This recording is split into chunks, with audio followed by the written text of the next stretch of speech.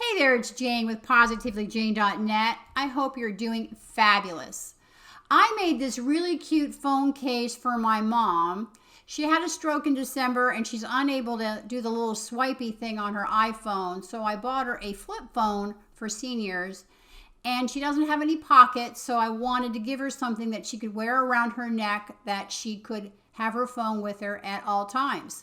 So I went through my stash, found some felt, some dyes, some fabric, and I came up with this really cute phone case. So this is the flip phone that I got for her. It's made for seniors. You just flip it open, turn it on, say hi, big numbers, and it has what it's called a 5-star enabling thing. So if there's a 911 emergency, she just has to hit that button. I also went through my stash and found some old fabric, and I used that to make the strap that goes around her neck. I keep all of my felt in swatches in these coin pocket holders that I love, and I will link to those below. And these are the colors that I decided to use for my phone case. I called her up and asked her what her favorite color was, and she said blue, greens, reds, yellows, oranges, purples, and then she realized she was saying all of the colors, which made me laugh.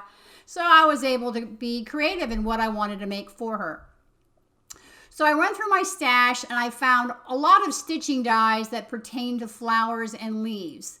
I will link to all the ones that I used below. I did choose a few out of the stash and just wanted to see which ones I had as I was creating this phone case, since I didn't have a pattern or anything.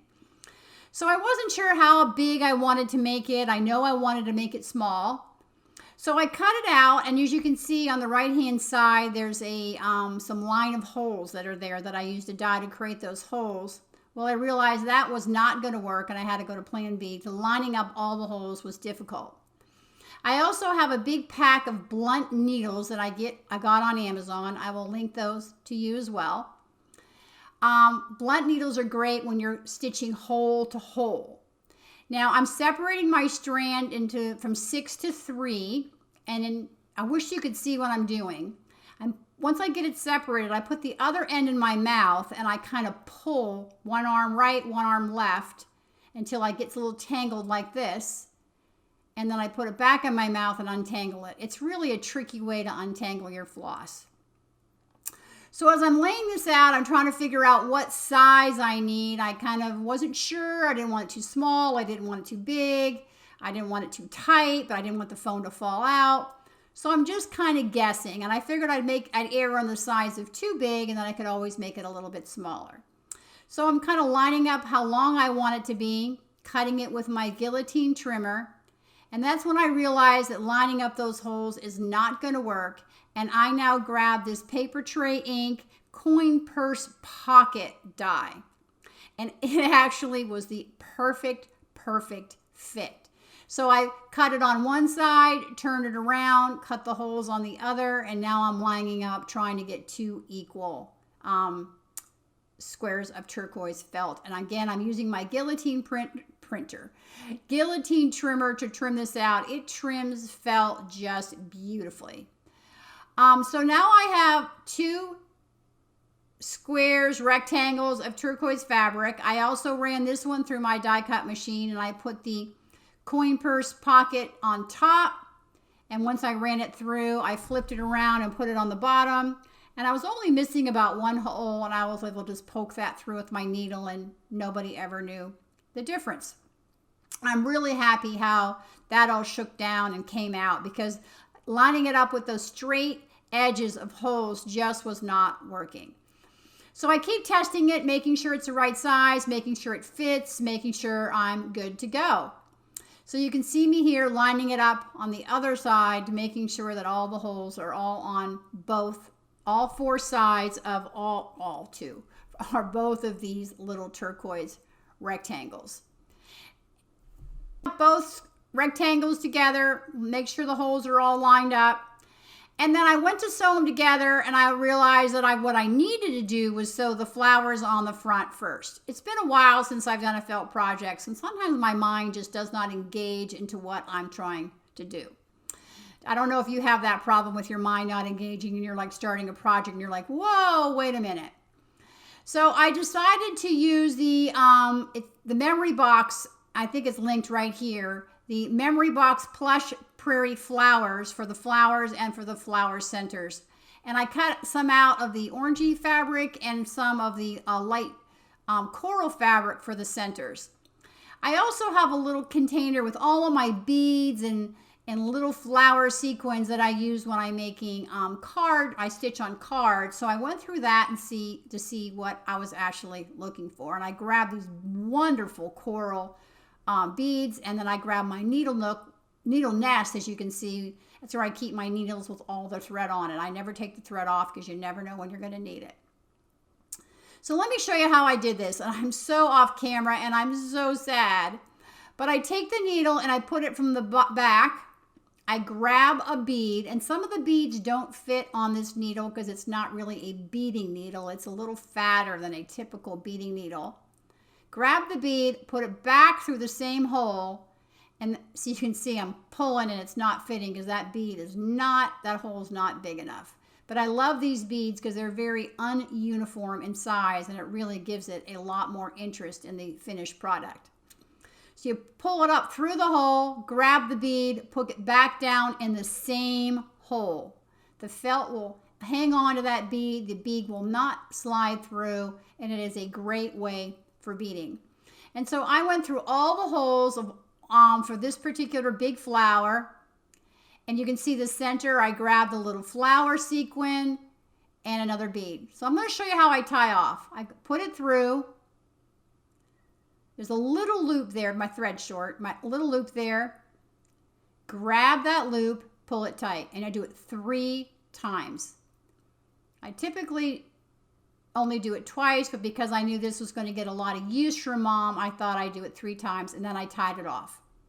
I went through and cut through a bunch of flowers, a bunch of leaves, laying them out, trying to see where I want some things to be. I put a little dab of glue behind the ones that I wanted to stay put, so when I picked it up, they didn't all move away. Typically, I take a picture when I design something so I can remember, but because my phone is my camera, I was unable to take a picture of this, so I had to rely on my memory, which I don't know about you, but my memory is kind of toast these days. I'm tucking this one back behind. I wanted to see where it went, make it look like a leaf. I cut my leaves out of 2 different colors. And then what I do with the leaves, I just do a plain running stitch down the center. Up 1 hole, down 1 hole, up 1 hole. I'm going to go back down the other hole, and then I'm going to fill it in.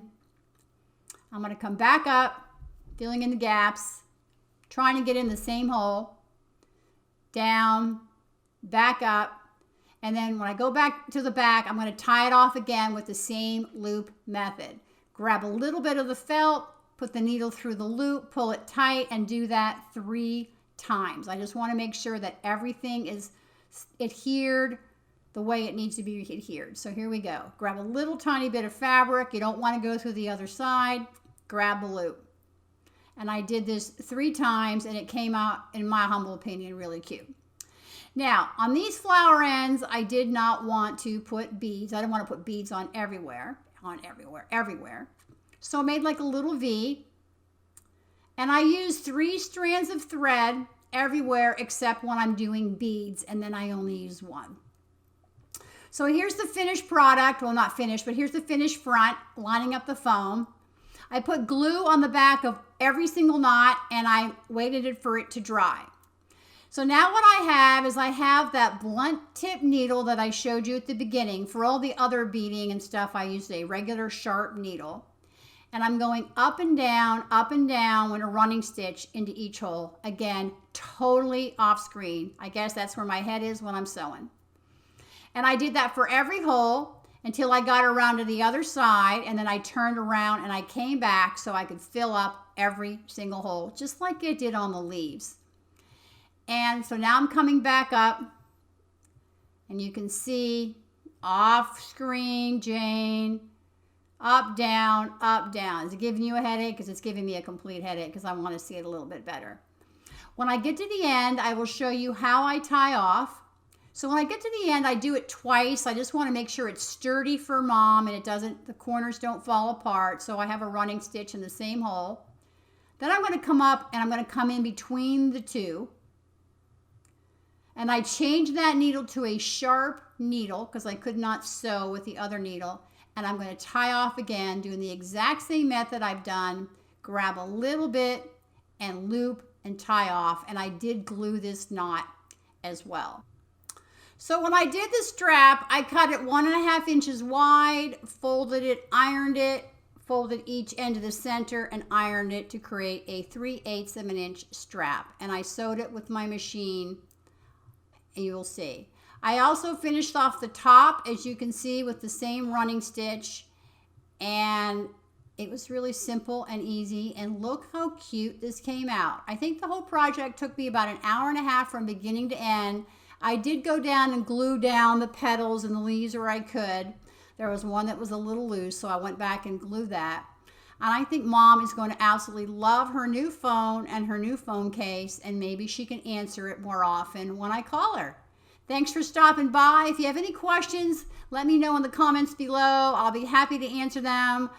I'm so sorry that everything was out of frame. I know better now that I need to film a little bit differently. But maybe this will inspire you to go on and make yourself your own little felt project for anything, even your own phone. Thank you so much.